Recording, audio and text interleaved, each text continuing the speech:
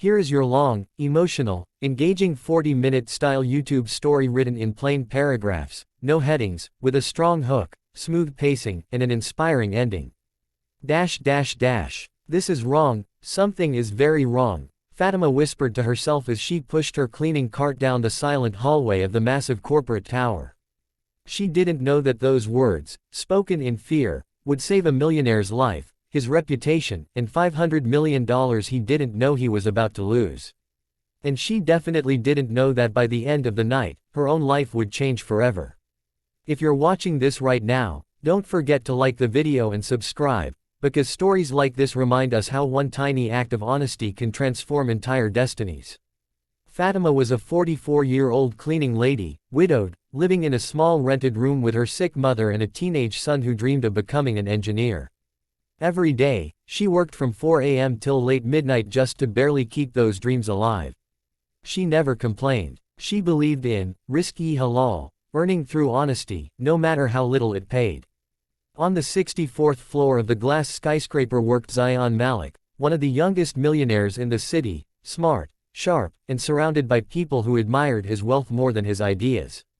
But Fatima didn't know that. To her, he was just the man with the fancy office that was always too clean to need cleaning. Tonight, however, his office was not quiet.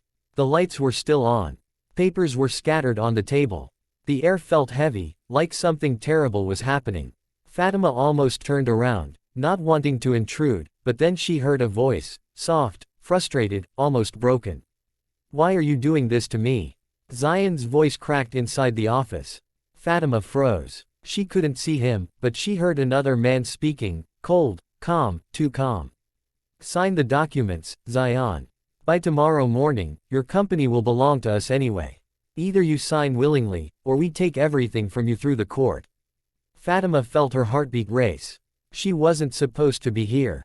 She was just a janitor. She wasn't supposed to listen to Millionaire's arguments. She wasn't supposed to get involved. But then she heard Zion slam something on the table. "This is fraud, and you know it," he whispered angrily. "A fake acquisition deal, manipulating numbers, it will destroy my company." Fatima leaned in, her breath stuck in her throat. Her hands trembled on the handle of the cleaning cart. A minute later, the other man left with a vicious smirk. Zion sank into his chair, staring at the documents as if they were a loaded gun pointed at him. Fatima, without realizing, took a step forward and accidentally knocked over a mop bucket. The crash echoed like thunder. Zion shot up. "Who's there?" Fatima quickly bowed her head. "Sir, it's just me. I'm sorry, I didn't mean to disturb." Zion sighed deeply, running his hands through his hair. "It's okay, I shouldn't even be here. It's just, everything is falling apart."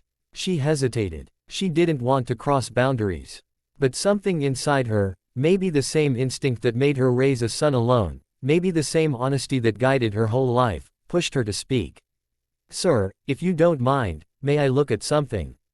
He blinked. "At what?" She pointed to a folder lying on the floor, the corner peeking out. "That paper, I think, something is wrong with it." He frowned but handed it to her, expecting nothing. Fatima used to be a schoolteacher before her life collapsed. Most people didn't know. And numbers. Numbers were the one thing she always understood better than anyone. She scanned the documents for less than 2 minutes before her face changed. "This is wrong," she said. Quietly. "This contract, it's been modified." Zion's eyes widened. "Modified? How can you tell?" "Sir, page 7. The alignment is different. The font spacing too. This is not the same draft you must have approved earlier."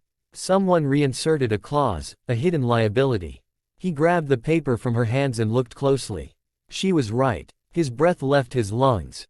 If he had signed this, he wouldn't just lose the company, he would owe the fraudulent investors $500 million, wiping out everything he built. Who are you?" he asked, stunned. "No one, sir," she said humbly.